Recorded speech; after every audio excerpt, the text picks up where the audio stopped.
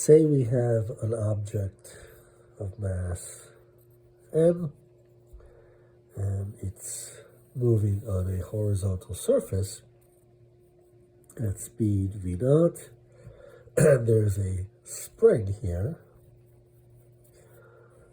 a spring constant k spring,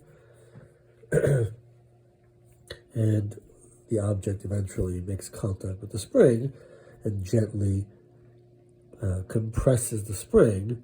And so the spring compresses, and we want to know the maximum compression of the spring. So if we look at this, so this is earlier and later. So the spring at some point will be compressed like that, and here's the object of mass m. And the maximum compression, which is this distance here, we want to find that. That occurs when the speed v is 0. Otherwise, it wouldn't be the maximum compression. So it's just conservation of energy, but it's the kinetic and the potential energy of the spring that matters. So initially we asked the question, is there spring compression? No. Is there some height? No. So there's no energy stored in potential form, either for the spring or for gravity.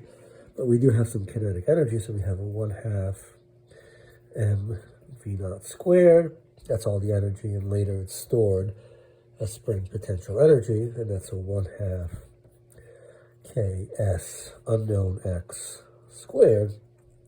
And so it follows from that x, the spring compression, is m v naught squared over the spring constant square root. So that's energy conservation. So E initial equals E final. We could also think of this from the perspective of work equals difference in kinetic energy. So from the work side, the only work is the work done by the spring force in slowing down the object. So that's negative work, and that's minus ks unknown compression squared divided by 2. And then on this side we have the difference in kinetic energy. The final is 0 minus the initial, which is v naught squared. So the equations are similar, but you just flip these two objects, and of course we'll end up at the same place for the spring compression.